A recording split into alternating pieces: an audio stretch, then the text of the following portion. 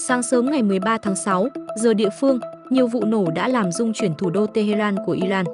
Bộ trưởng Quốc phòng Israel Katz cho biết các máy bay chiến đấu của nước này đã thực hiện một cuộc tấn công vào Iran, làm dấy lên lo ngại về một cuộc chiến giữa hai trong số các lực lượng quân sự mạnh nhất ở Trung Đông.